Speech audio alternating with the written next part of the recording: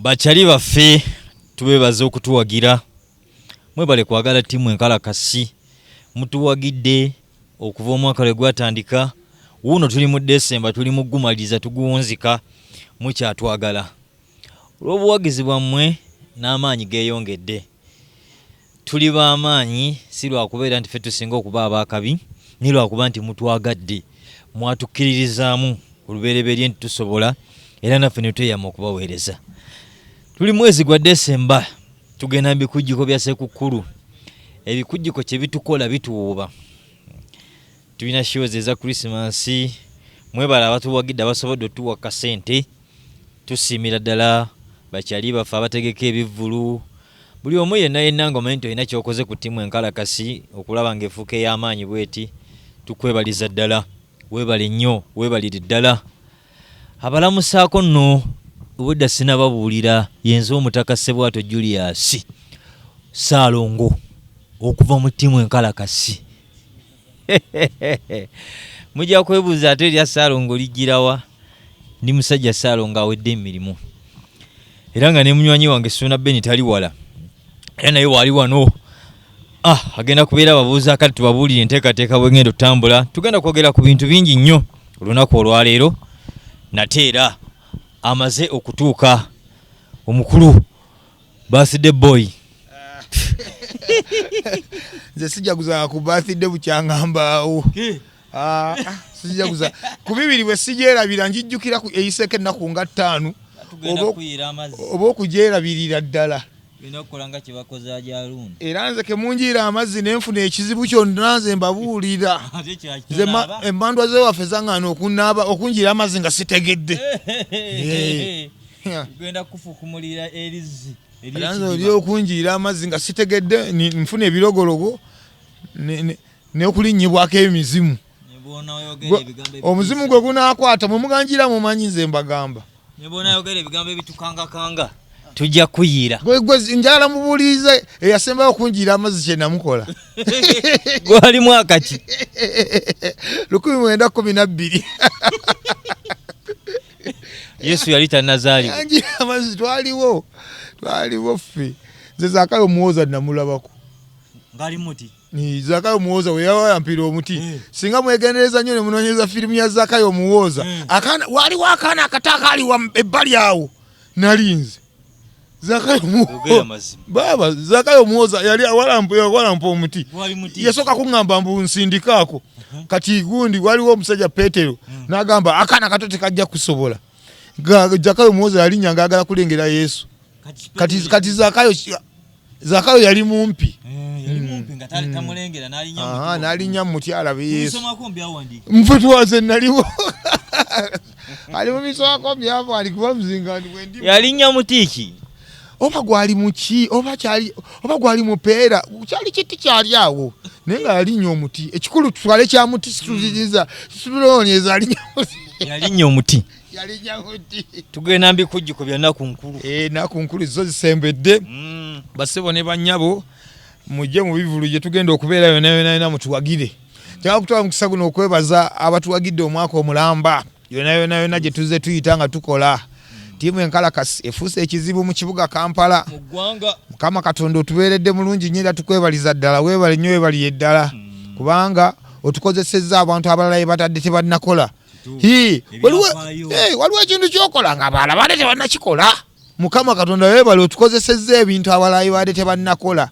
Bukyanga Uganda ebaawo tiwali mu Uganda DJ yenna yali akubye ekisaawe n'akijjuza naye ekirungi mubirabyeko nga tubikoze nga situina adde omuyimbi n'omu abaana babikola oluusi ne bagezaagezaako naye nga balina abayimbi naye ffe situbaako yadde omuyimbi n'omu ekisaawe ne kibooga layini neetuuka eri nga buli omu alaba mubirabyeko sipesudiya bwesudiya n'olw'ensonga eyo neebaza Mukama Katonda nti ku generation yaffe ayina ebintu byaleese n'abiragako ku bantu naye nga byali tibibangawo nga bwe ntera okugamba abantu nti bwe ndikwata ekkubo n'envaawo nze nga Suuna Ben tiwali muntu aliddawo n'akuba obulango bw'enkuba nga nnombojja obwalo. Ekyo Mukama Katonda akikwata n'akigondomera ku Suuna Ben yekka n'amala yaggalawo taliyo.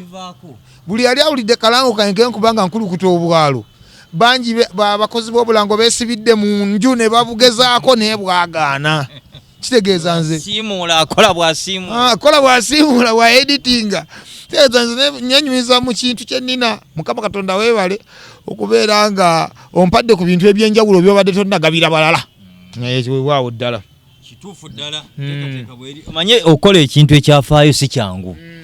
Mukama Katonda asobola okubuuza nti gwe nakuteeka ku nsi walekawo mukululo ki abala kubalirabira ne bagana naye bannange akasajja kano kaali k'amaanyi kaali kasajja mmekete kubanga bino si kwesuddiya.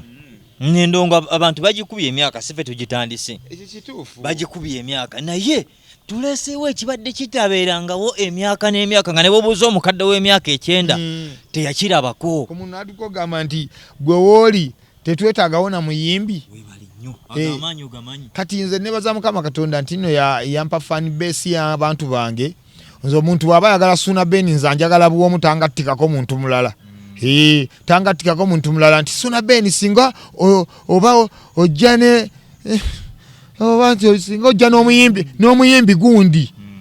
Suuna Ben singa ojja n'omuyimbi gundi hamwani kikubye wa bwana munigina ntusoka tukala katendongo ne tuva ku machanga akasana kasi nga nereya zettaka nga nnya zisenguseewo ne zivaawo. Kaino kiba kyamaanyi nnyo naye nga olugendo lubadde luwanvu kuviira ddala mu kibuga Masaka. Abaatulaba Mukaliyoki musobola okubeera abajulizi bange. Mwandabanga nga njiribira ddala Mukaliyoki oyo namukola. Nze siina abaana ba Kaliyoki ennaku zino buli kimu kye mukola mumanye nti nno tiwali kikotakolwangako. Ebyo n'ebintu byemukola nabikolanga edda ate nembikola bulungi nnyo ate nembifunamu ne ssente ezampeerera. Kubanga kati abaana ba Kaliyoki abasinga bali miserable. Yalowooza nti bw'aba akola omulimu ogwo mbwali mukola omulimu ogw'ekiyaaye ne gw'ovaayo n'ogamba nti kino ekintu kankifuula eky'ekiyaaye oba kibeere ku alaali. Ffe twakola Kaliyoki wano. Oyinaamu nsonyi kugamba nti wakola Kaliyoki. Okimanyi nti abantu bangi bali eyo oli wawulira ekigambo Kaliyoki alabye ddala banga kiri awo ekitalina makulu ng'emiyayo abantu soka bannyonnyole ekintu Kaliyoki oyo kyakutuusaawa ne bye wakifunamu byennyini. Kaliyoki nze namuyingira nga muyingizisiza kwagala. First of all, nze nasooka netunulya abaana be baali bakola ku stage. Muline neewulira nendaba nti nze na ati gwe nsobola okwongeramu ate n'akisavuwazisa nnyo. Ebintu bingi nnyo ebyakolwanga abaana bayimbanga ku stage. Oli ng'ayimba buyimbi luyimba lwa muntu n'ayitawo buyisi. Naye nze nagezaako okulaba nti buli luyimba nduteekayo nga maze dukolera akazannyo. Buli luyimba nduteekayo nga naye ndukoleddemu drama oli yennyini oli ow'amaanyi aleetera abantu okuba enduulu eri eyo akaleekereeke. Ffe twakola Kaliyoki n'abayimbi ne batuuka okwekwata mu byenda ne bagamba bannange buno obwana bwatugiridde. Obwana bwatugiridde nga tukola Kaliyoki ne tumunyumisa ng'okola oluyimba lw'omuyimbi ne bateegomba kuddamu kulaba ku muyimbi ne beegomba okulaba gwe nga akatemba g'otadde mu ati eddalu. Ne kati abayimbi ajabuzibwa ati n'ayimba n'awoomya nga ayimba maneja wali amukola bw'ati tugenda matugga yanguwa gagenda. Naye kati abasajja ennono y'endongo gye baalina eyedda ey'okuyimba nga bateekamu drama yo yafa yaggwawo eyo twagisiibula yaggwa yagenda. Naye nga ddala mutuufu abantu abaaliwo mabega abajjukira ebivulu bye twalabanga abajjukira Kaliyoki gwe twakolanga edda eyabeerangamu ebinyuma ng'omuntu asiteginga oluyimba lw'enjawulo y'abafumbo ku siteegi olwa Lord Fred Sebata. Twakolanga Kaliyoki no siteegi ng'oluyimba lwa Lord Fred Sebata wali nga ne Sebata bwajja yeekanga bakwaye Sebata mwenyumirizaamu ekintu kimwe era mwebaza nti nno yasigala nnyo ku nnono ey'endongo ennono eri ey'endongo eyo yaginyikiza nnyo mu biseera bye yagikoleranga. Yazanyanga emizannyo n'ennyimba byonna ng'obirabako. Sebata ng'azannya Sebata n'ayimba twabirabanga. Naye naffe bwe twadda mu Kaliyoki wano twakolanga ebintu ebyo buli muntu ne yeewuunya ng'okolera ddala ebintu ebitali bya bulijjo. Kati nze mulimba kati ng'olwenjawulo y'abafumbo nagenda nalina akagomesi kange nali nakabba na ku maama ku mukyala Kayondo nakamunyagako kaali kagomesi ka jjajjawo yakasikira busikizi kanengenda nkamunyagako kali awo kazikomesi ka kiragalalagala n'agenda amanya nti nze nakabba n'akanangira nenkawambira ddala kati akagomesi ka mukyala kayonda ako kankolera ebyafaayo kati nze nakeesibanga nengenda nzanyanga akakazi k'omukyalo nali luddugavu nga ndi lusiwufu ate nga ndi lutini kaakati nga nze seetaaga nakwekolako make-up nga ey'olukazi lw'omukyalo wabula ngoledde ndabikanga akakazi k'omukyalo ndyawo nga nesiba olugomesi bulungi nnyo kati nebimu ku bivubuka bye twakolanga nabyo erimu ne lyambalanga sebatta lyo nerinyirira newabawo n'omuwala eyayambalanga mini azanyanga ow'ekibuga n'osooka olengera characters nga ne bwe tuba tutuddeawo nga situlina kye twakoze osooka n'otutunuulira n'oseka nga tewali kye twakoze tetunasimbula n'osooka otutunuulira n'oseka busesi kakati olwo olulima ne lutandika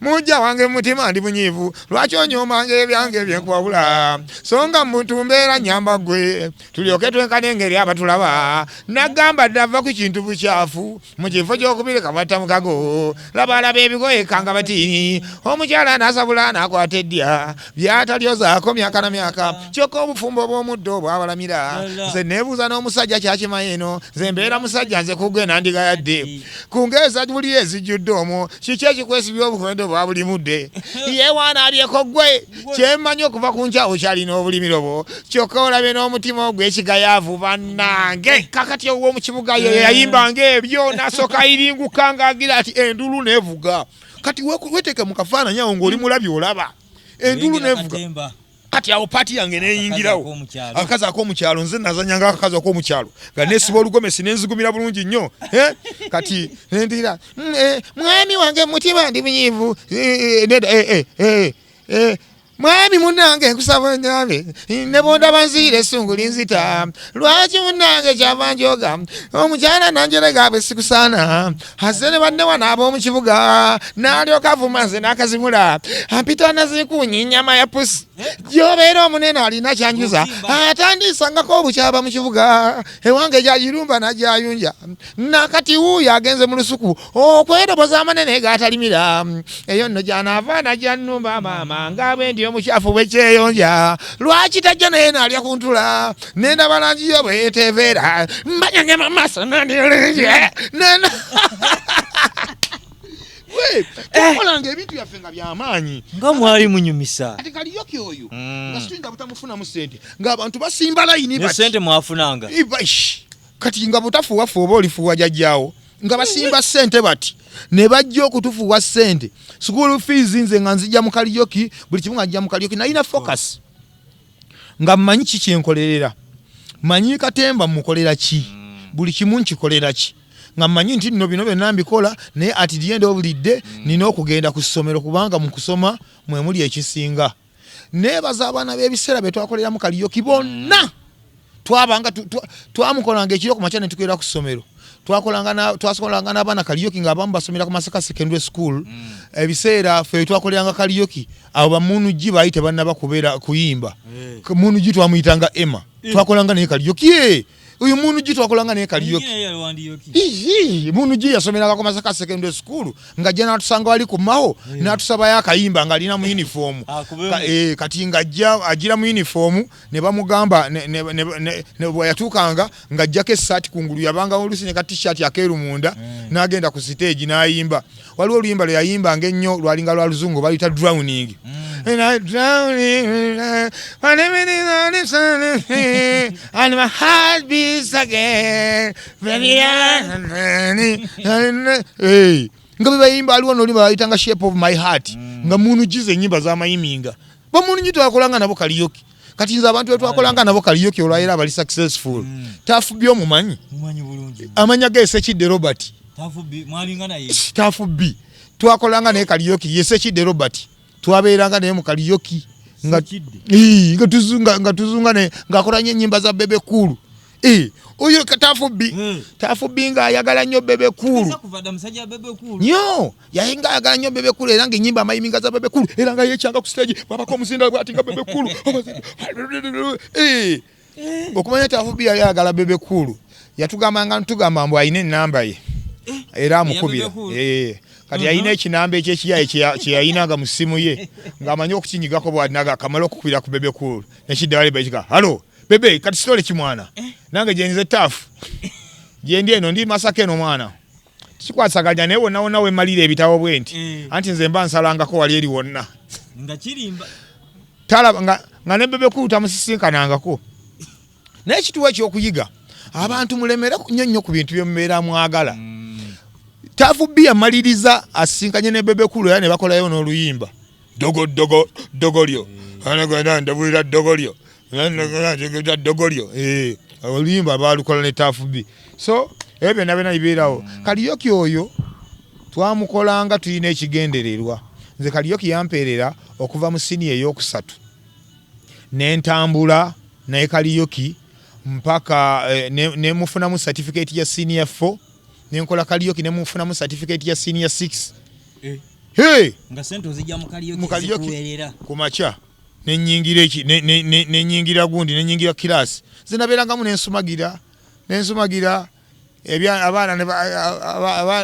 abaana baseka ne baseka n'engeri gye nali nga nti nalina ebintu bibiri bye nakubiyanga abaana first of all nali talented nga mmanyi MDD music dance and drama era nze nasomera ku music dance and drama ku ssomero sasasulanga fees nasasulangako makati kati amakati amalala ssomero ne ligansasulira nze nenkola MDD nentokosa ekintu kakati MDD akwata akati abaana bantyanga nnyo olw'ensonga ze nalinga mmanyi ebintu byonna nga manyi okuba instruments zonna nga nkuba endingiri nkuba adungu nkuba engoma ennene nkuba namunjoloba nkuba engalabi buli instrument yonna nze nga nzisabula nga nzina dansa ezi zonna okuva ku mazina amaganda nankasa bakisimba muwogola nezina amazina amagunju agaziribwa ab'obutiko byonna ebyo nga mbikola ebyo ne tubivaako nga nzina amazina ga olunyege entogolo agamazina ge Masindi Hoima eyo nago ngamanyi Lunyage Ntogolo yalinga dance y'amaanyi nnyo ye dance gyensinga okukola mu bulamu bwange dance gyensinga okumanya dance gyensinga okunyumirwa manyi Lunyage Ntogolo lina origini yalwo nazzikuno edda kati nga boyinza okujja naye n'okwana omuwala kakati okwabanga okwana omuwala okukukkiriza mwamalanga kukkirira ku luzze eyo n'okola ki omuwala n'atuula wali n'otyentyebula amazina awo kati olwo otyentyebula amazina olwo oba otandise okukwana kati bwewazinanga amazina bwoti nga mutumu ne buwala bunne bumugamba bannange Lidia ofunye omusajja bino bemuddamu okuwoza bwemutokotera nakubuuza wazimba wa olina osulamu apartment ki okola wa olina bo bazinangamu mazina tebabibuuzanga ebyo akati nga olonga munange nga alipoota ziddayo mu bazadde nti bannange nti wangi muwala wo yagudde ku ddenzi lyewa mukiibiri zina bannange lyabiibiza amazina wali naagaweewaawo nga munange mugira nga mudda wakando mudda mu mazina omukyala bwaleeta nawe bwogira amazina gakwataganya wakati n'obufumbo ebintu byabwe byabanga bizibu kakati nno geego amazina ge nasenga okukola manya amazina waliwo amazina ge bayita ekizino kimandwa kitaguro agabasajja gabakiga kitaguro gano amazina gano ge bazinisa amaanyi olinga bazina babuuka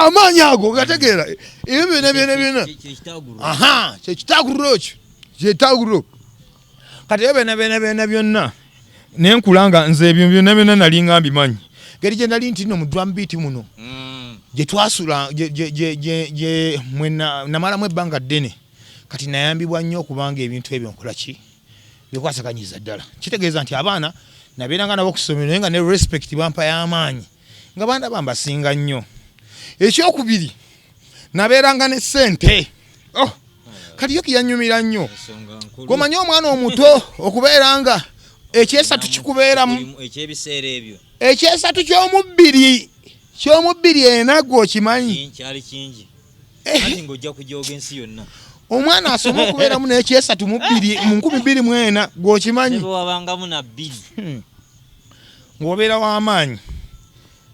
w'amaanyi ng'ojooga ng'oyogera ne bakuwulira abaami n'abakyala kusinga abakyala nanyumyanga naawe ng'oyogera abaami n'abakyala ne bakola ki bw'ogenda ku kantiini bajja kusonga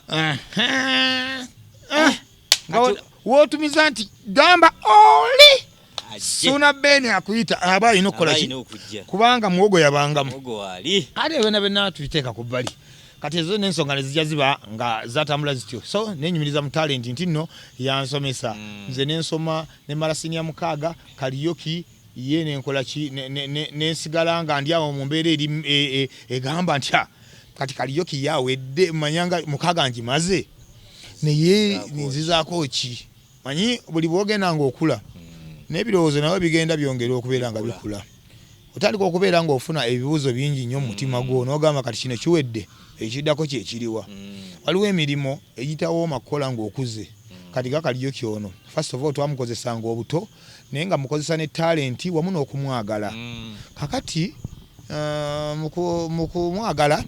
mu kumwagala nnyo ekiseera kyatuuka nendaba nga ntandise okubeera nga nfuukafuuka omusajja nendaba nga sikyabijjamu bulungi nnyo nagenda nembuuliramu issue eyo abanywanyi bange ab'oku highway takeaway management ya highway takeaway yali enjagala nnyo olw'ensonga nakulirayo nga nkolerayo Mukaliyoki buli lwa Sunday nga highway takeaway ejjula nga bazze okulaba akaana akakola Mukaliyoki nze nafuna ettutumu e Masaka mu tawuni y'e Masaka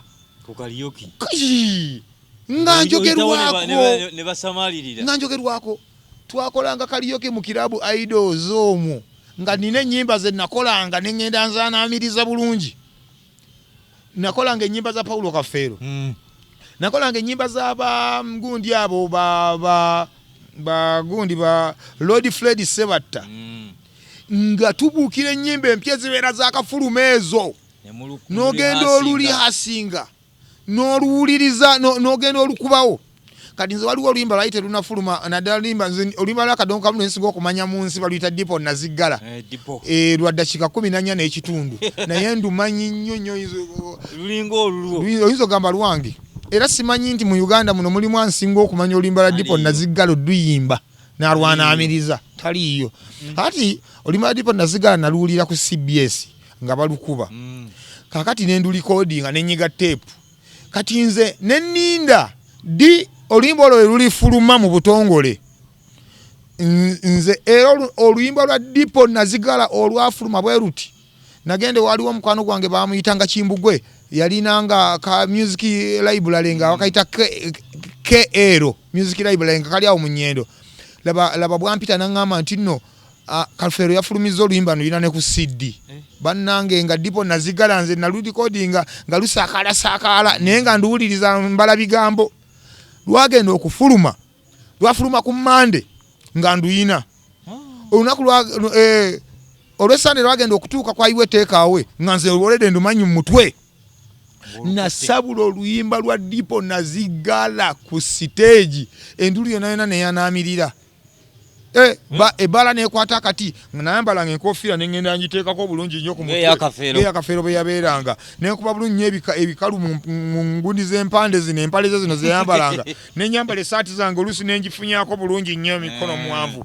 nensooka mbakubisa talent ne bawulira ng'ebiyimba mbiyimbira ddala ebyo binze neneno navuddeeyo bukunjaje mutyanga nziyangu yanegiyita nze zeekutabaza njiri nafuuka muntu mulamu mwala basebe yali omukonyi w'endigi zonna dipo nazigala nga mukumpa omera kunyenyeza n'obulya nengunya n'abagutunda ndeka abakutte ku ttama nga babatya walagimbatiribiza entege nga nti tumuwuta n'okukira supu w'enkoko kwabanga mugomyo ng'oluusi tukeera mu nkoko ffe twegonza nga tuli balenzi bannusu nga ngusunda n'ekyalo nenkimatiza zera okugwa mu basheya nze goolaba mpitwa ssebo nga nnina ekiwanga kirugalika bita okutamiira bibbiyo obucupanga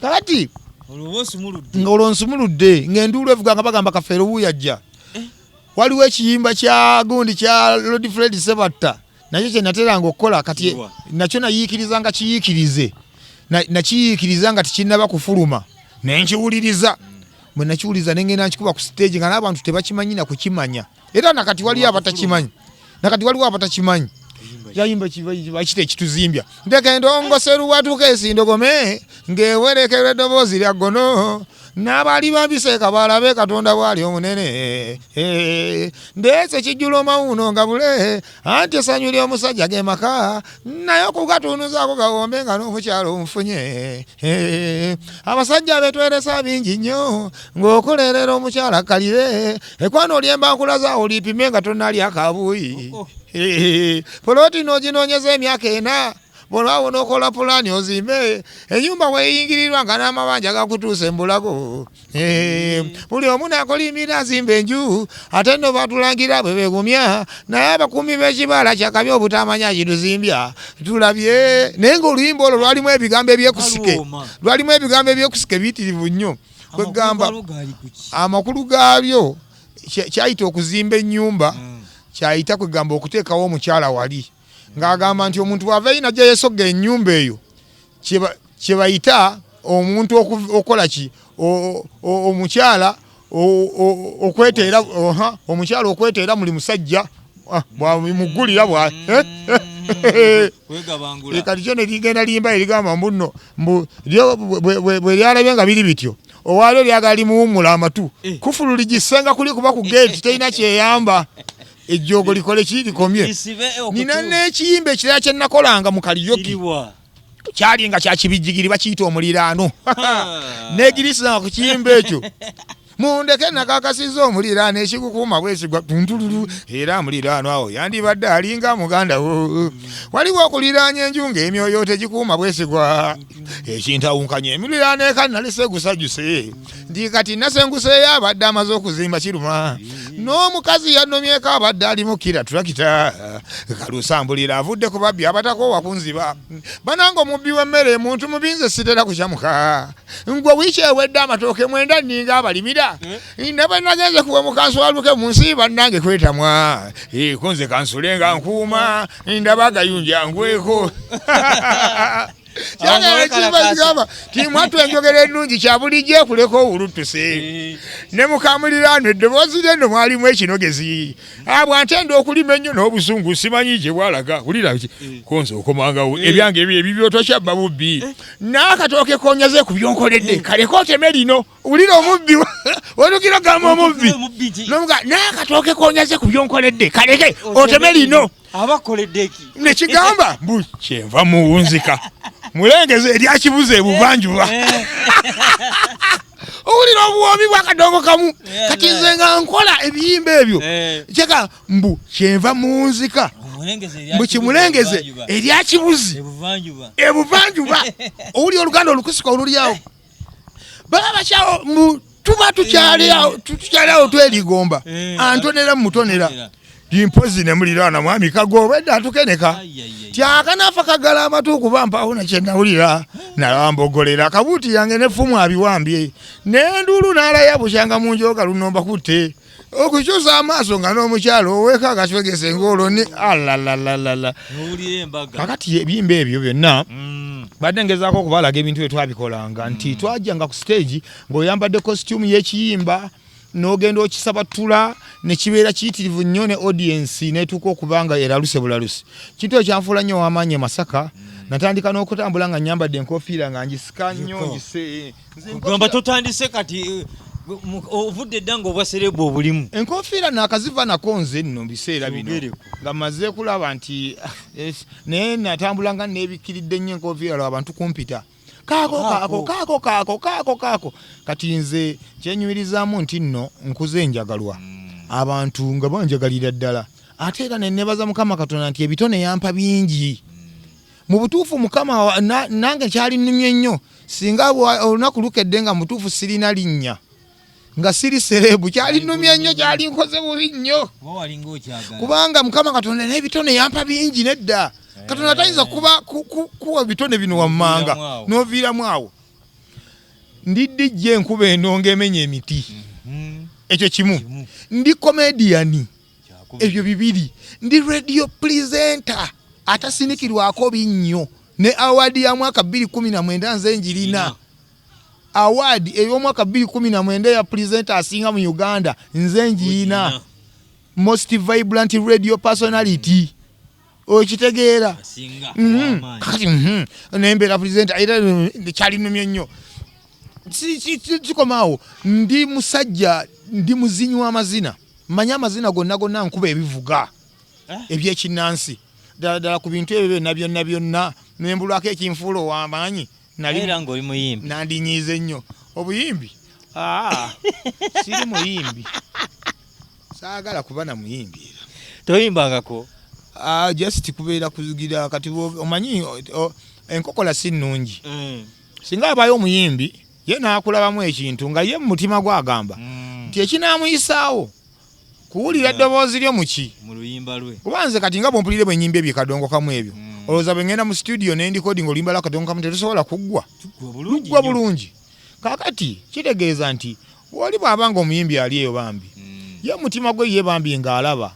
nti success ye oba okuvaayo kwe kuli mu ggwe gwatalowooza nti oli ku byakuyimba omuwa chansi nze nali nkoze koko n'abayimbi abamu ebuyimba kati waliwo omukyala muyimbi w'akadongo kamu ge bayita madamu ticha simanyi gye yalaga abamawulire mwamunsibangako nga mugamba mbu yali mbunze naye eradde mbunze ne madamu ticha eradde maamu nyoge kale nyoge nemirembe kale nyoge nemirembe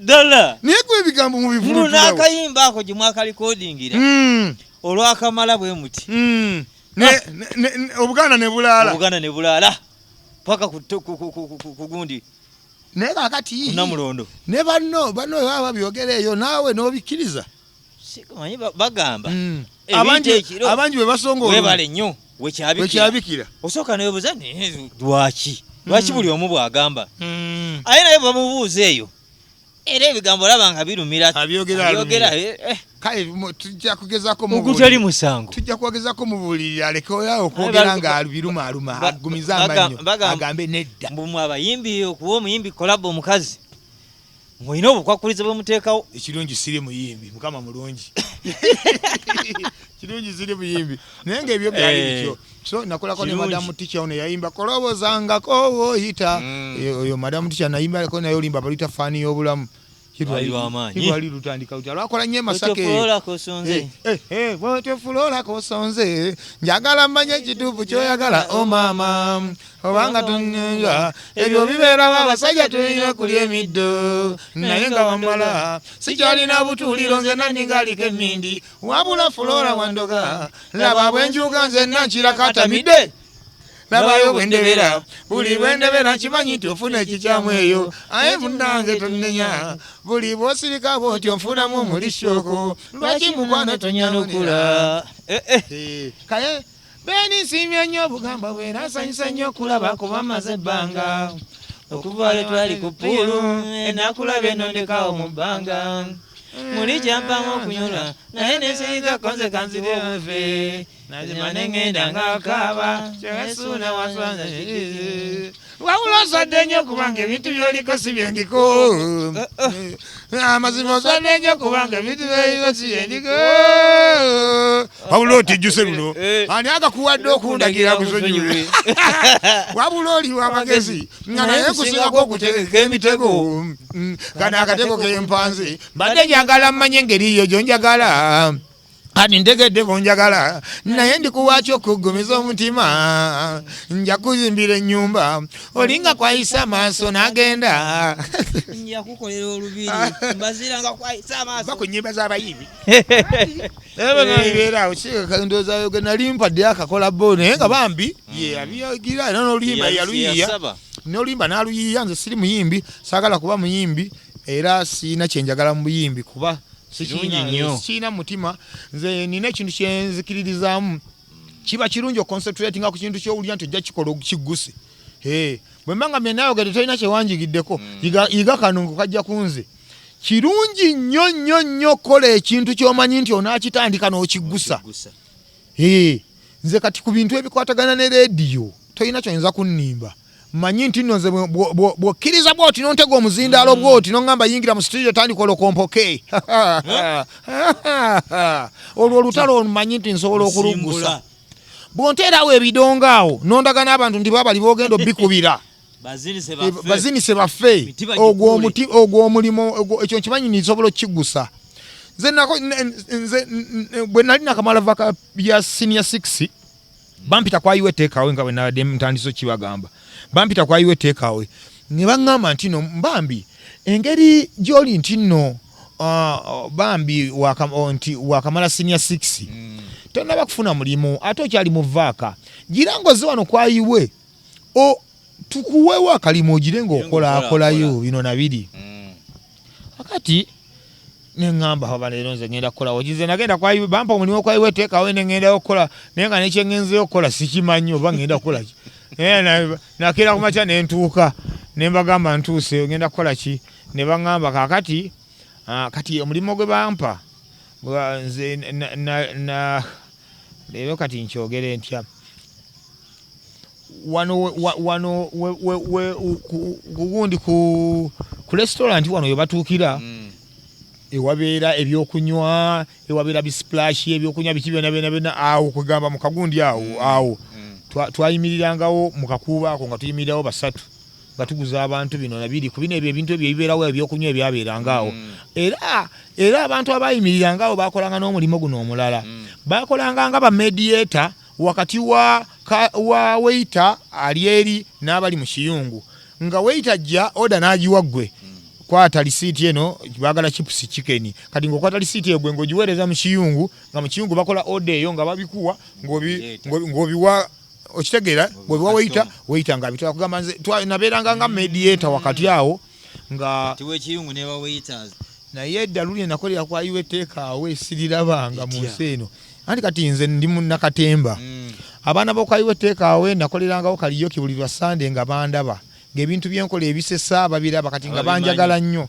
ng'olwedde bamanyi karakita yange byensobola okukola ne besobola nga babimanyi nze nabeera kwayiwe teekaawe nga banjagala nnyo sinti nga banjagala nnyo ndi mukozi nnyo naye nga banjagala lwa mbeera zange n'ebibozibozi byembeerawo nga mbakuba betuseka nagenda nga nenveeyi nezijjanjogera ng'ekizeeyi kati ne beebuuza ne bagamba ye guno ogukadde guze gwawa wavanga eri ng'ojjosiise waddanga eri nereko nga n'ogamba mwana ky'omuwala ali mwana ky'omuwala ali awo mwana ky'omuwala ali awo ajja mpeereze kati ne batandika mukadde kyoyo nga biga situmanyi noddamu mwana ky'omuwala ali awo ajja eno mu kaduuku lugende eno mu kisenge mubuulire kati nga olina bwe weekwese mu gubokisi eyigira abajja bagamba tuwulire omukadde ayogerera wano tuwulire omukadde ayogerera n'osooka baleka ne babyanga baba bakayitawo ng'oddamu muli mu kuguluba bugulubi naye tewaliwo omwana muwala ajja eno mu kibokisi gyendi mutegeereza ensonga yange kati nga bajja bakusangawo nga baseka luno olusuuna nga bakagamba nga mbakuumira mu mbeera eyo nga njagalwa naye nga banjagalako ebibozibozi byange bye nabeerangamu mu mbeera efaanaganako bwetyo kwayiwe teekaawe nkolerayo akabanga bansasulanga $7,000 buli mwezi $7,000 egyo gyali mingi mwaka ki biri mu kubanga nawala 27 nawasina 6 kati 27 tuli mu vaaka ndi kwayiwe teekaawe nkola nga bansasulayo emitwalo gyange 7 enju nasulanga mu yeebiri tunzanyisanga naye nungi nnyo ssebo togizanyisa yeebiri ssebo yabanga ya bbeeyi emitwalo 2 sulanga mu yeebiri waliyo n'ez'akasanvu ebiseera ebyo kakati yali yamaanyi kubanga saabanyumiza enju yange gye nasooka okusulamu nze akayumba kange nasooka okusulamu kaali kansingi 4,000 nakasulangamu kugundi kuwero kamu waggulu awo we navanga nengenda ku ssomero nga kasingise 10,000 asingise 10,000 n'amasannyalaze ga 10,000 ze 15,000 era nga landi road akulaalika bamuyitanga Vince kati nga akulaalika nga abulayo ennaku 3 nga jana kokona po nogira wanji nze Vince nti anti wabulayo ennaku 3 mbadde nze kujjukiza nti ebula ennaku 3 abapangisa mmanyi okwebulankanya njagala omwezi gugenda okuggwako guti ng'akasente kakola ki nga weekali awo saagala bwebuzeebuze era nga zigenda okugiranga enkumi za Vince nnya weeziri amasannyalaze ga Lwasa nga buli kimu kiwute nenyumiriza mu mbeera yange gye nalimu nti sente zo nali nzifuna kaakati nkola kwayiwe teekaawe okumala ebbanga nalinga nkolayo kwayiwe nga ne Kaliyoki wange nkyamukola kuba sayina nsonga yali eŋŋaana mukola kati we nasinkania Dickson Ssengonzi omugenzi Dickson Ssengonzi tusuubira Boni Sanje yakolanga ku radio yikwetanga akola programu bagitanga Serukeera ku makya Dickson oyo musajja yanjigiriza nnyo kukola namwegombanga nnyo engeri gye yalinga vitamini D ngayimanyi n'omukeze linnyali programu ya mukeze nga yita Dickson Ssengonzi omukeze yakeeranga saa 12 nga yanjula programu ku radio yikweta nga mwewuunya nnyo obudde engeri gyakeeramu kati Ssengonzi Dickson be bamu basajja ba veterani abamanyi abali mu kibuga Masaka nga bamanyi radio ngera bakoze nnyo mu radio nga ne Masaka ebeegomba nga balina kye bakoze kati Dickson yansinkana ku stage ya Tropicana yajjanga ku Tropicana n'atulaba nga tuzannya Kaliyoki kati bino stand up comedy gwe bali mu kola olunaku olwaleero ffe twamukola dda emyaka mingi ate ekyenjawulo kye twalina ffe titwayimiriranga ku stage ne tujja ne tukuba bukubi freestyle ng'onyumya ku mbeera nga bweri awo wabula tewajjanga na skiti nga bwolaba nti nno kati abaana b'ennaku zino abakola stand up comedy yajjanga ne byagenda okwogerako baabitegese dda ne munne ekyenjawulo kye twalina ffe twagwangawo bugwi bwoti nojjoogire era nutandika ebibuuzi muli mu kunywa bannange enguli ewoomanga kuliko embizi kati ebibozibozi bwebiti ebyo ng'ozimbira ku mbeera gy'olabaawo si nti twajjanga tubitegese ekyenjawulo kati abantu nga baseka nga beebuuza nnyo engeri gye tuyiyayiya ebiboozi awo from nowhere abantu ne baba nga banyumirwa kati mba ndi ku stage nkalakata ebiboozi ebyo Dickson ng'ali mu audience alaba ebyo nanga abiraba creativity yagiraba ate era nga aludde ebbanga ng'ali bajja nnyo mu Kaliyoki waffe nga batulaba ebintu byaffe byabanga birungi tebyabanga mu kunama wabula katemba abantu nga banyumirwa abantu kunyumirwa kusanyuka kati Dickson ansanga nkutte egundi hanga yange bwenti yengoye nfuluma ananyimiriza nanga agyebale nti kale nti Suuna osobola okukola ku radio nemugaa nti nno neneekanga nnyo omutima gwe gwakapwa buteekanga radio aba Dickson nti nze okukola ku radio sisobola kale nga wadde mutima wange kyandimu ng'era nali njagala nnyo okukola ku radio naye nali neetiiririra nga mmanyi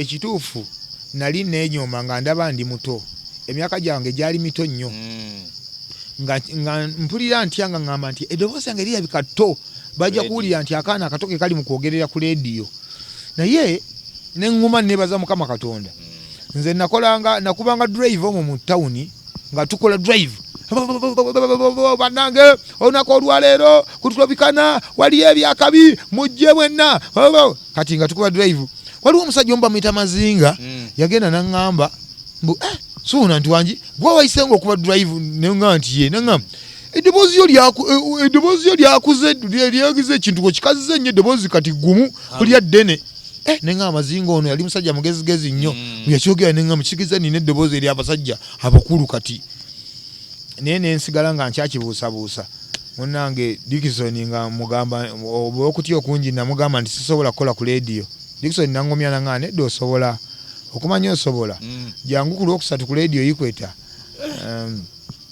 nyongera okunnyonnyola nkubuulire nti osobola bintu byali bingi nnyo Dickson akuyingiza radio omusajja gwe bayita Dickson Ssengonzi omugenzi yanyingiza radio yazulira ekitone ekijojo bya eggwanga kati kituufu nze nakakola ku radio 3 bukyangambaawo naye sisabangako omulimu ku radio yonna mu Uganda towandikanga application esaba mulimu ku radio ku application nga nsaba omulimu ku radio nga tuzikoza application bwe baziyuza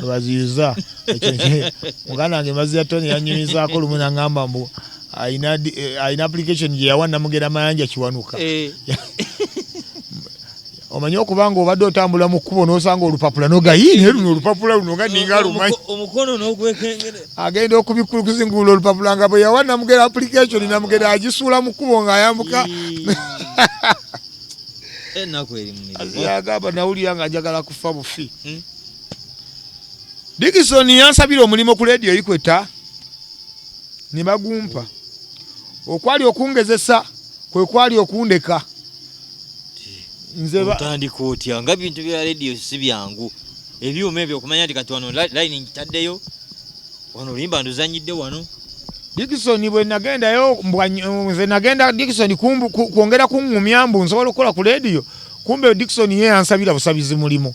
Tukayo ansindika mu office ya manager angamba yingirawo. Ntuka nyingira mu office ya manager Musango musajja atudde bamuyita baluita Kisa David Kisa ye manager wa radio Ikweta. Tukanga jebale kale wakomye oli mu class ki konze namaze senior 6 oli mu vaka kijo uli achosobola okukola ku radio omutima ne gukola nenga omusajja Dickson yankoze de kigambo bwati ne mugamba nsobola program z'ennyimba munange omusajja nga ndaba bambi nga ndimwe ekiwugwe kanga okay koma okunaku lwokutaano ogenda kola program agita Friday Jam ne DJ Nsamba mugenda kubeera mu babiri nkuwulirize oba osobola okwogera ku radio naye mukakasoze we bayitawo mu misaali kati bazimba nayo naye uli tewaliyo yadde akayumba k'embizi nga munnange nga ngendayo nga ntandika okwegezaamu ng'omuntu akola ku radio kyena musadu Fama radio Ikweta eddoboozi lya Munabudu tuyingidde mu program Friday Jam olunaku olwaleero basabale banyawo galaba kuba muziki mpaka biki nga bwento neeyisayisa mu nzekka kati leo olunaku terwalwa nga lutuuka olwokutaano nga nkeera bulungi nnyo saa zaali 3 nga ntuula ninja DJ Nsamba mbandi awo DJ Nsamba nga gyali mu kyotala nga ngamba nkumanyi kati nze ngeri yali wa Mukaliyoki nga masakayo naye ne manyi ndi star nkoze Mukaliyoki nyana amirize ensi nga Nsamba ga nsanyusa okulaba oli utya konze nti nno tosanyuka busanyusi nani gyangamba enzi gye tukolemu olwayo ffenna alabika ayagala kumpa kalimo ayagala kumpuliriza bwenkola Nsamba nga ngamba nsanyusa okulaba ate gwe bigenda kwanguyira na nnyo kubanga gwe kati gwe obadde nnyo ku stage omanyi n'okwogera Nsamba mulungi nnyo Nsamba mwebaza tunga bakuba enkokola era yonna gy'oli Mukama Katonda Nsamba akwongera ebirungi by'okwateekako engalo Mukama abyanguye abiguse kizibu nnyo okusanga omuvubuka emyaka gyaffe ng'ayagaliza muvubuka munne nze birabyeko nze nze mbaddeko ko mugundi mu radios ez'enjawulo nendaba amayingira be gabeera banno b'osanzeewo bwe bakwekengera nti onaabeera wakabi ababa bazibu nnyo nze mbalabyerabye zonna radio zennyingiddemu zonna mbirabyerabyeko so n'okubeera omukakkamu si kintu kibi kiba kirungi nnyo okubeera down to earth kati nze nina akakodi akange nze akanyambye ennyo okuyita mu nkokola z'abantu nze ndi mukakkamu eri omuntu ow'amaanyi n'atali nze nsigala ndi wa wansi gyali wabula obugabirizi bwa Katonda n'ebirungi by'abakukolera n'amaanyi n'obuvumu byabeera kuwadde okubaako kyoggusa kitandika okukuguleedinga omuntu n'awalirizibwa okuwa ekitiibwa nga tokimusabye omuntu n'awalirizibwa okuyita muzeeyi nga toli mukadde nga tokimugambye nakimugamba nti mpita muzeeyi wabula oli n'awalirizibwa n'akikuyita olw'ebyo ebirungi Mukama Katonda byabakuwadde n'obugabirizi n'engeri gyakututumuddemu akuyita muzeeyi kati ebyo byonna nze binyambye nnyo sirwana na muntu nze ndi munafu nnyo simanyi kulwana n'akamu kati nze ndi mukakkamu nnyo mu mbeera emwobendera so nakola ne DJ Nsamba olunaku lwatuuka bulungi nnyo akade ne katuuka ntuyingira studio DJ Nsamba n'ateekayo layini n'ayanjula programu kyera musadu Fama radio Ikweta eddoboozi lya Munabudu amanya nze DJ Nsamba tuyingidde mu program Friday Jam eyakabi olunaku olwaleero sirinzekka ndina omusajja omulangira bamuyita Suuna omulangira Suuna buuzaako ku bantu n'antemera paasi nendyoka nkulukuta ne headphone ku matu n'ensoose ziteekako n'omuzindaalo okuneetega mu maaso nga lwe gusoose ku olwo n'empulumuka kyena musadu Fama radio Ikweta eddoboozi lya Munabudu Suuna Ben ne DJ Nsamba olunaku olwaleero tugenda kabagula endongo mpaka ssaawa zigenda kubeera 8 ogw'ekiro tukubira biki olwava kumpe olwavayo tuti Nsamba nga kubyo oluyimba nankwata mugano ngamba ayi webale okintu kivuddeyo bulungi nnyo Nsamba bwe yata amasimu bwati omukubi yasooka yagamba nti ono kyayinga agenda kuba wakabi. Era omuntu oyo yayogera ekigambo ekyo ddala mutuufu teyalimba. Olunaku olwaleero ebintu byakyuka nnyo. Nakolera emyaka 2 ku Radio Ikweta. Radio Buddu e Masaka yaliyo ng'eriidinga yali ey'amaanyi esinga. Radio Buddu n'entwala.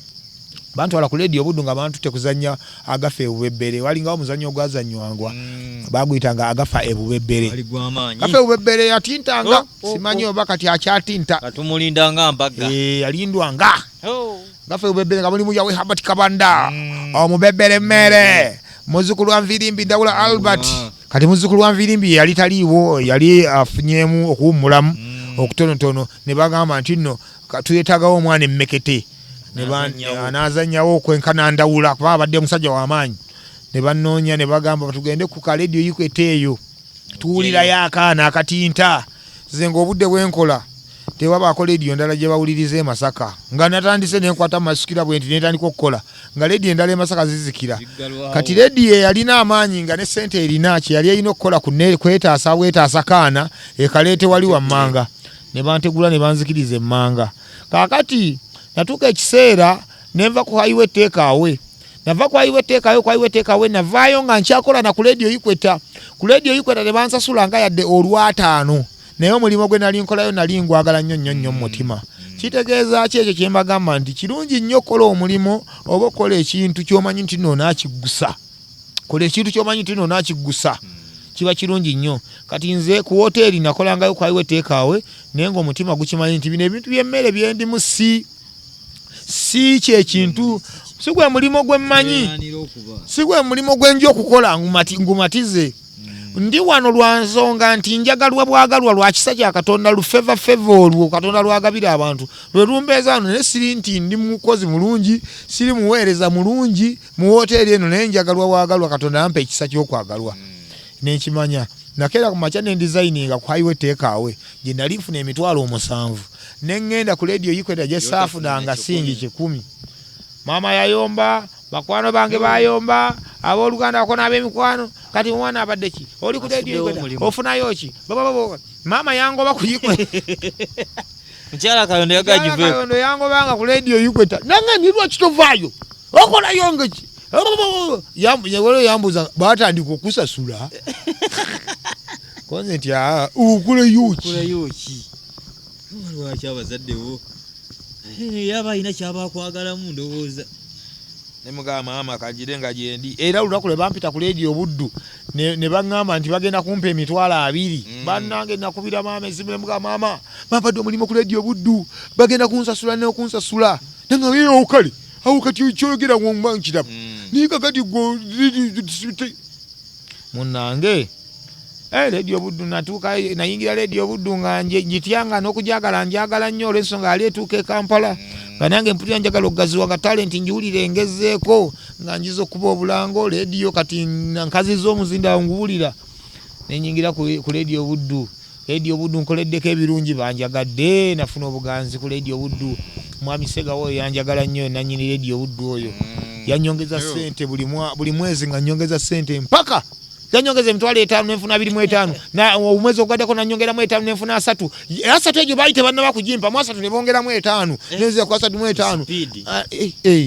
5 mpaka inatuka kwana mu 5 nendwalwako omwaka nga mulamba kwana mu 5 natuuka nawo nanze bwe bampa wa production manager ne banyongera sente nemba nga nfuna sente nyingi ku Buddu awo mu kaseera akali akatono. Ne Radio Buddu nayo nembeerayo. Radio Buddu nayigirayo ebintu bingi.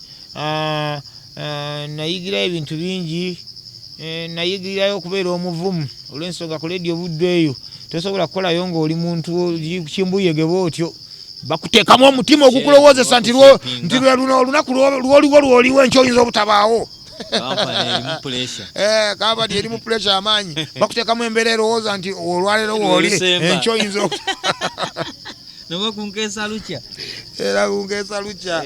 Kati nenkola ebintu byonna nga nkozesa maanyi, nkozesa obuvumu nga nange mutuufu mpuliranga ewaawo. Radio Buddu nagikolera nnyo. Nakola obulango, tulina creativity gye twaleeta mu Radio Buddu n'embaziira ttone. Etaaliwo. Twajja ku Radio Buddu nga tuli bwana butone embaziira ttone ne tukola ebyafaayo ebiyitirivu. twakoleramu ebintu bingi, twafuniramu erinnya ery'amaanyi, twafuniramu obuganzi, ekisa kyeyongera, abantu batandika okutulabamu kutufuniramu ekisa. Bambi obwana bambi ate nekintu ekyo nakyo kikulu nnyo. Mukama Katonda bw'akikuwanga ekisa ekyo weeyagalanga, ekyo ekintu Mukama yakituwa ekisa eky'okutulabira mu kubusaasizi buli kaseera. Bambi obwana bambi. Yali obuddu nenkolera ebbanga nga tutambula n'embazira ttone babiri, gye nafunira idea, gye nayongera okugaziyiriza idea ekuba endongo ya remix ku radio. Awo endongo eyo negenda efuuka ekizibu, naye nga bwe mba mpulira abantu ab'e Kampala bagamba ebyo by'e Masaka era. Babijereganga. Ebyo by'e Masaka era. Olunaku bwe lwakya, mwami yawe Habert Kabanda manager wa radio wabukedde embuutikizi nga ampise okujja e Kampala. Neeraliikirira ekintu kimu ne ŋŋamba nti nno nze gwe bagamba nti nkola by'e Masaka, ebintu by'e Masaka bigenda kukola e Kampala. Ebyo bintu ekibuuzo kyali ky'amaanyi nnyo mu mutima gwange era kyankanga nnyo. Ne ŋŋamba naamalako ntya. Abantu b'e Kampala baayinanga ezalawu lingi. Eby'e Masaka bya mu kyalo. Bya Masaka kyalo. Oyingira ekibuga. Mpandiika ebbaluwa erizayininga ku radio Buddu. Nali ku show ya David Lutalo oba yali show ki? Yali mu Laston. Yali mu Laston Garden. Baticha be bali ba MC. Be bali ba ebiseera byo ku radio Kubukedde nga be bamaanyi ennyo abaliko Kubukedde Fama. Ate era be bali ba MC yali azze n'ekiwala kibonita kibalama nga kibigula amabina kiti. Nga bonna batunulira nno mbatyanga amaze busobola okukyanga nange ndi ne baticha tukola. Busobola okukyanga nange niranye ba bonita kibalama. Kola nabo. Leka n'okuleka. Ticha nga ndaba nga ngamba Suuna wangi nakulabako Kubukedde eyo mpulira olugambo gamba Kubukedde nti bagenda bakuwadde omulimu ne bagamba nti ye mugaba ye bampadde. Ticha takawangamudde. Ebintu nali nkyabisirikidde ticha tali nnyo ku stage ku show ya Lutalo agambe basebo ne bannyabo kansoke mbanjulire omwana ono Suuna Ben ne nninya ku stage endulu nevuga nze Masaka toyina kyo ŋŋamba n'olunaku olwaleero nze Masaka ndi kirooto kyantiisa. Masaka bandabanga omwana waabwe mutabani waabwe atalina buzibu. Sina muntu gwe nnako obuzibu era nga bwe mundaba ne muŋŋamba mbuno oliro fiiti bwendi newaffe ne Masaka era bwendi tewali muntu Masaka yena ninako zero era nga bw'oyimanyi nti tebabulamu abaayo era nga buli bw'oyambuka ali abalumwa atuyiseeko ati akalagawo akazunga ki. Naye Masaka buli kimu bankubira enduulu nga y'amaanyi nnyo. Ticha n'abagamba musooke musirike mbabulire ne kino. N'abagamba nti okutandika n'omwezi ogujja Suuna Ben agenda kubeera ng'akola Kubukedde Fama embuutikizi. Masaka ne yeeyabuluzaamu n'egwa eddalu enduulu n'evuga eri ey'amaanyi. Naddayo back stage abantu ne bajja nga banjezaayeza omwana waabwe agenze e Kampala. Yali ky'amaanyi. Lunaku lukedde olw'ogenda e Kampala lutuuse. Kakati obuzibu bwe nasooka okufuna nga ku lunaku olw'ogenda e Kampala lutuuse ndagawa. Kubanga toyinza kusonga nga weŋŋanga Kampala nga tolina wonsose wakyaliwo kusula. Kati obuzibu bwe bwali bwakulondobamu wa gye ngenda okukola kingenda kubeerawa. Wabbo babaayo nga bangi. Naye okugjamu ono nti ngende ono. Kati nze ekizibu kye nasooka okufuna e Kampala kyali kimu nga sinnajjayo. Nze siina muntu wange n'omu Kampala. Kyogera n'enkizaamu emirundi ebiri. Nyongera okukatiza ekigambo kino kyogedde sitamidde. Nze bampita okujja e Kampala nga siinayo yadde muntu wange. Wona atandikira. Nti oba jjajja, oba ssenga, oba kojja, oba mwannyina, nze siina muntu n'omu gwe manyi Kampala n'okumanyaayo nali simanyiiyo. Naye nga nalinga ndabalabamu twayitangamu. Twajjangamu mu festivals ku National Theatre okuzina amazina gundi twajjanga ku ndere ssente y'entinda nayitaayitanga mu buyisiyisi naye nga sirina wantu wenkaza neŋŋamba nti mmanyi nnyo wano. Bino ebintu byennyumya bya myaka 3 emabega tolowooza nti si bya myaka 10 funa obuvumu ng'obujja ku Suuna Ben nti Katonda asobola okukyusa obulamu bwo mu bwangu ddala. Talwawo talwawo abukyusa. Manyi tuyita mu mbeera nzibu nnyo n'oggwamu amaanyi. Katonda asobola okukyusa obulamu bwo mangu. Bino byennyuma bya myaka 3 emabega. Kampala gye nkugamba gye nali simanyi luguudo la lumu. Kati aba boda kwe bagobera emmotoka yange. Bino bye mbanyumiza bya myaka 3 emabega najja siyina kye nnina. Naye Kampala gye nali simanyi nga siyina omuntu wange. Tulina waddewo omanyi. Siyina na kkubo lye mmanyi lye neekakasa. Essaawa zino. Kati essaawa zino aba boda kwe bangobera emisinde jjajja yimirira otubuuzeeko jjajja. Yawo mbadde mbuuse nnyo emboozi. Mu butaba na muntu gwe mmanyi Kampala muzadde wange yaddaani yenna natandika okubaganya ebirowoozo ne nga ndazeewa kati ntandise ntya. Nayinayo kyali wange yali ku Buddu tamala effayizo namukubirako kessimu. Ne muga tamale nti wangi gwe wakamala emyezi nga 3 nkimanyi nti osula wa. Njagala kujja nsooke nange mbeereko naawe awo nga nkola Kubukedde awo katono nange nja kweyimirizaawo ng'omusajja. Tamale nangamba nti Suuna idea simbi nnungi naye nange sinaba kuggumira. Ate era nga mutuufu bambi kyali kituufu kubanga nejayi yakavaayo. Bwe yakingamba nakitegeera. Nenzikirira phone book yange. Nintandika okutabangula amannya. Noonyamu omuntu ow'e Kampala. Labwengwa ku linnya ly'omuyimbi. Ng'ayina ebizibu. Kale omuyimbi wange oyo. Ye nali mumanyiko kimu siyaasa we yajjanga e Masaka n'atukuba siyaasa. N'atunyumiza emboozi. N'akulekera oluyimba n'adduka emisinde n'adda e Kampala ng'ayinamu ekitwalo kye. Era waliwo omuyaayo olwo yajjanga ayina ekitwalo n'akituwa twase katwagamba bannange liri paza gyewa ssente. Kaali kapalapase nnyo. Kaali kapalapase ne lumu liri pazo yajja n'omutwalo. N'agutuwa ne tugamba liri paza gyewa ssente. Nga tuna twebuzabuza mbazira. Mwalwawo no zirya. Twalyawo no zirya tugamba nyini zayinza zinona. Nyini ssente zino omutupu ayinza okunona ssente zinabuuza. Nabuuza mbazira. Luna batuwadde omutwalo. Ogulabye ne agujjeewa. Tulindeko zirya nyini zayinza okujja. Liri pazo nyima kuliri pazo wedda. Nga talina yadde kayimba yalina akayimba bakayitanga munnafo tulabyeko nnyo yakaddamu yaddamu akayimba kabasudde kamunnafo nga alina ne kaya yali akubyeko ebiseera ebyo baka kabiva muntu oyo alina akayimba kabiva muntu oyo naye nga buli awo wansi nga tebannabutegeera naye bulamu bukyali bwakugatta bantambuza nga kulinya lyali liri pazo ginyize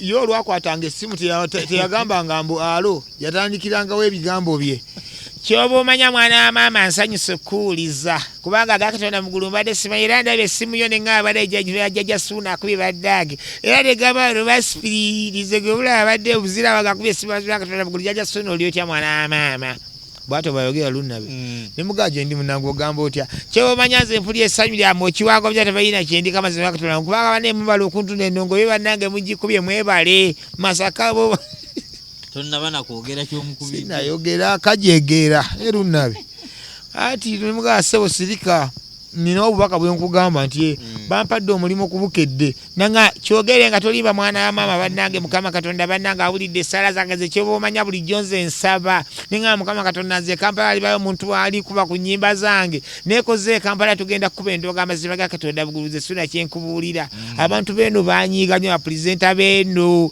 tewalayinza kukubira luyimba naye mwana wa maama kati gwekoze endongo egenda kutinta kati kyekiriwo ne mugamba ew'okusula siinaawo mbadde njagala njenjire nga nsulakawo ewuwaawo nga bwe tugattagatta lunnabe teyagaana nangamba mwana wa maama kyomanya nze siina kyenyinza nakwogera ku nsonga yo gwe jangu munange bankwata kkubo nga nnyingiraka nga nkola ki nga nninnya kibbaasi kinsuula ngeri ewa bakuli ewaliyo ebibbaasi gye bigira ebyo ebigenda eyo ewala eyo olwandawa ekyansuula nga nzira mukubira nti ndi eno wabbakuli baŋŋamba nti linnya piki ogigambye kutwale kukobirwa ekibuye nga njirinnya ngensula ku Kobiru ensula ku Kobiru nga mukubi antuze ku Kobiru nga katifu n'endala ogigambye kuleete ku bunzaali stage ogibaka nga njibaka ngenvuga nga entuusa ku bunzaali ku T&T supermarket nga mukubira tujje tukunone mwana wa maama kati yajja ne bakyali be nga bananga bazze kunsitulyako bintu kumbe gwe yali azze okusitulyako ebintu yali azze n'akaveera ka MTN nga mulimu empeeya ye nga teemu n'essaati zange nga nnya n'empale byenajja nabyo e Kampala abaze okusitula emigugu kati luna bambuuza ate ebintu biriwa mwana wa maama ne muganzize nakana akaveera siina birala byendeese wano nze lunabe ng'alaaza nga nkwata ekkubo nga twambuka ewa lunabe tuukayo nga ndaba walungi nnyo nekana akasajja kakolamu dda bwe kati nange nga mbeerawo alina kyali gwe yanyanjulya ngamba wano kyali wange bamuyita aspirini tubeere genda okubeera naye wano gwe tubeera ffenna wano atubeerawo kali lunabe nga mulabako misana ekiro simulaba nembuuza aspirini ono omuloodi ono nga simulaba alaba ko aspirini abeerawo ayiriba nnyo munnanga ayiriba kati nkizuula ayiseewo mwezi nga mulamba nti lunabe we yali antutte naye tewaali wuwe yali amperesezaawo buweresa yanteresaawo buteresa wakyaliwe ogirenga oli awo lunabe yali alina gy'abeera walala lwaki amperesa naye yali talina wuwe neriri pazo ekisiraanigwa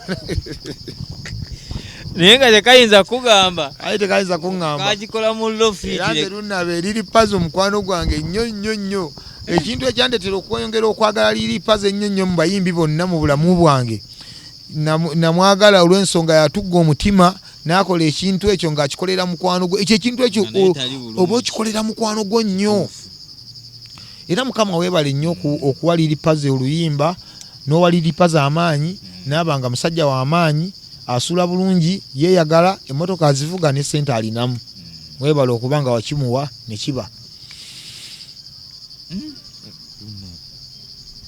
lunabakuweresezza nyongera okwagala liri pazo ziza bafana nakuba ekiyimba kyatuli magye liri pazo lumu najja naŋŋamba nti kibafana kyakubya oluyimba lwatuli magye nabadde awo nga nduwuliriza nga mpulira nina ebigambo byenjagala okwongeramu waakiri nga mpulira alina byatayimbye neŋŋamba bannange nemugamba nti nno kati kyoba okola okimanyi genda naawe oleete version eyiyo ng'efaananamu ng'eyatuli magye katono gwoteekemu ebyo ebigambo byowulira byokolaki kati gesoko tandika ng'owaana bafana oyingire kyeyakola era olwakikola oluyimba ne tulutegula oluyimba lwa emundu evuga ne tulutegula ne lufuuka hit luba lwakatrendinga emyezi ng'esatu ne tukuba genda ogula emmotoka obulamu ne bukyuka genda ogula emmotoka yakyusa obulamu liri pazo n'avaayo ku salaama eri ku luzi gye yabeeranga wansi ne tuwambuka ne tugenda mu apartment e Munyonyo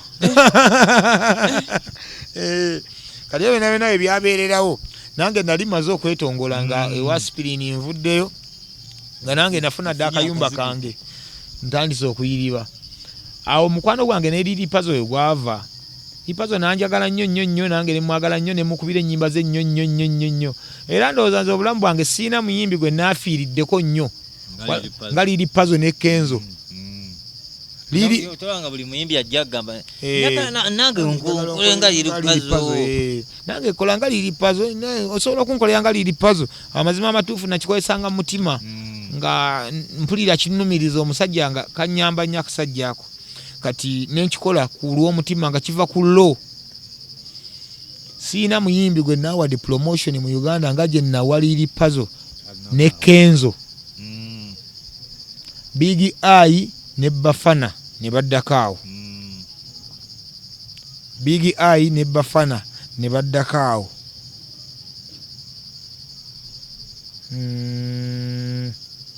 David Lutalo n'addakaawo